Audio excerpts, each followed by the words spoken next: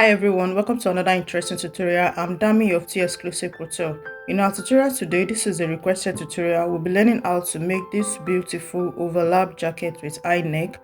So if this is what you are looking at to learn, please stick to the end of the tutorial. If today is your first time of joining us, thank you for joining us today. And also don't forget to click the subscribe button, turn on the notification bell to get notified anytime we have new tutorial. For our returning subscribers, thank you for always coming back. So if you want to join my WhatsApp group, the link will be in the description box. Don't forget to give this video a thumbs up, comment, and also share the tutorial. So thank you for joining us today, and let's get started.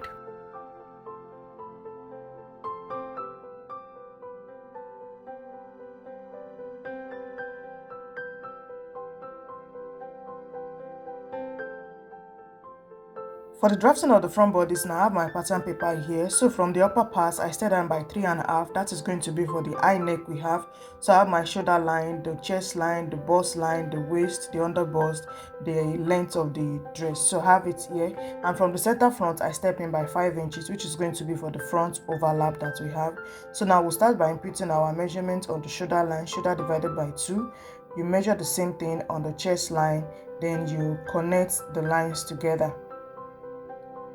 So from the shoulder line, you mark your neck width now, then you step down by 1 inch for your shoulder slope and connect it to the 3 inches neck width.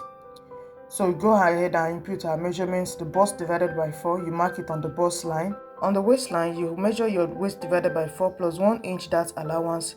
On the hip line, your hip divided by 4 plus 2 inches because it is not fitted on the hip line looking at the dress, so you have 2 extra inches. Whatever you have on your hip line, you take it down to the hem. So once you are done like this, you go ahead and connect all of the points marked out together. After connecting together, the next thing is to measure our bust span divided by 2 from the bust line down to the hem of the dress. So you connect the lines together. This is going to be our dart line. Don't forget that when we are taking our waist measurement, we added 1 inch as the dart allowance, so we'll be dividing the 1 inch on both sides. It will be stopping ½ inch before the bust point and 4 inches below the waistline. So you go ahead and connect the dart leg together as seen like this. So you can later decide to make this dart to be a princess dart or a shoulder dart, or you can just cut it out like this and sew it on the fabric. So which best is to mark out the under armhole line. So you divide whatever you have there by 2, you step down by 1, and you go in by 1 inches for the front armhole, and you connect the 3 points together like this. So next is to draw the neckline. So we are using the neck width of 3 inches. So from the 3 inches now, for the high neck, you step up by 2.5 and connect the lines together. So then from 2.5 now, you are going to be connecting to the center front line. Like from the shoulder line, you step down by 3 inches. That is going to be the neck depth we are working with. So you have the 3 inches like this, then you connect it to 3 inches neck width that we have. So now on the waist, we are going to be extending the waist by 5 inches, which is what I added. So I will just extend the lines to the edge of the pattern paper like this. So from the hem line, you go in from the center front by 2 inches. That is where we are connecting. So you connect from the waistline to the hem line and from the neckline to the waistline. So first we just be using our pencil in case we make any mistakes. So I connected it to the 3 inches neck depth like this. Then from there I use my straight rule to connect it to the waistline, also as seen like this. So from the waistline now, you connect it to the 2 inches we went in on the hem line like this. So once you are sure that your connection is correct, now you go ahead to highlight it with a fabric pen so that it will be more visible. So on the waistline, you can just blend it in a little bit to beat a little bit coffee instead of having a sharp edge. So from the neckline now, I'm highlighting what we have. So this is what the front pattern is going to look like with the overlap that we have in the front. So next is to blend the neckline to the shoulder line. So we are not using the step down now. From our original shoulder line, we will extend it by 1.5 because of the pointed extension, and also we are not using the 1 inch we step down because this is going to be having a shoulder pad also. So we'll be using our original shoulder line. So we blend it like this. So from the high neck also, you blend it to the shoulder line. So this will be the new line. We are not using the shoulder slope we made out before. again. So once you have this now, you can make your dart like I explained the other time. You can sew it like this, or you can make it to be a princess dart or shoulder dart. It all depends on you. So you just extend the dart line down together like this. So with this now, we can go ahead to cut out our pattern. If you are following carefully, notice that I did not remember to put my bust dart. It was when I was cutting that I remember. So I used the bust dart of 1.5, then I blended it into my bust line. If at this point you are yet to subscribe to my channel, please don't forget to subscribe, turn on the notification bell also for anytime we have new tutorial, and also don't forget to comment, share the video, and also give the video a thumbs up. So after cutting out now, this is what we have, and here I've closed my bust darts and seal it down with my paper tape. So we'll go ahead to draft the back bodice. For the back bodice, we'll be using this pattern. So from the upper part, I step down by 3.5 inches. That is for the high neck that we are going to be making. So we have all of our lines: the shoulder line, the chest line, the bust, the waist, the hip line, and the length of the dress. So on the shoulder line now, we'll go ahead to mark your shoulder measurement divided by 2. Then you connect it also to the chest line. You measure the same thing, you connect it together.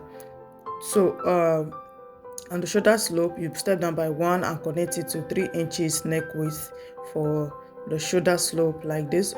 On the waistline, you go in by 0.75 for our sway back and blend it into the center back line and also to the hip line as seen like this. Then we'll proceed to input our bust measurement divided by 4. And the waistline divided by 4, then you had 1 inch dart allowance. On the hip line, hip divided by 4. Don't forget for the front, we added 2 extra inches to hit to have that extended hip. So you mark it, and you mark the same thing on the hem of the dress. So you go ahead and connect it as seen like this. After connecting together, the next thing is to mark the bust span measurement divided by 2. So you mark it down for our dart line to the hem of the dress. Don't forget on the waistline, we added 1 inch allowance for the dart. So after connecting this line together now, we are going to be splitting the 1 inch on both sides. That's half inch on both sides, and it is stopping 4 inches below the waistline. So after marking it out now, you go ahead and connect the lines together as seen like this. Next is the armhole. On the armhole line, you divide it by 2, you step down by 1. From that point, you go in by half inch for the back armhole curve to have a perfect curve for your armhole. Then you connect all of the lines together as seen like this. So now for the neck, on the front parts, we step off from the neck width by 2.5 for the high neck. So we'll do the same thing also for this one.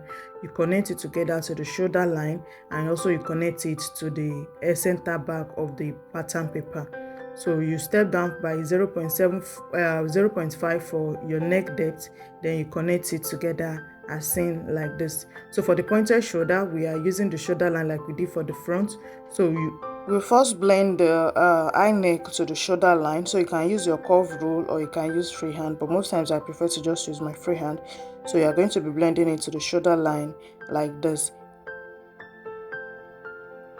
Okay, so for the pointed shoulder now, you extend it by 1.5 like we did from the front, and you connect it back to the armhole like this. So this is for those that want to be using shoulder pad. If you are not using shoulder pad, you just use the original shoulder slope down that we have before. So this is what the back pattern is going to be looking like. So you go ahead and cut out the right lines like this.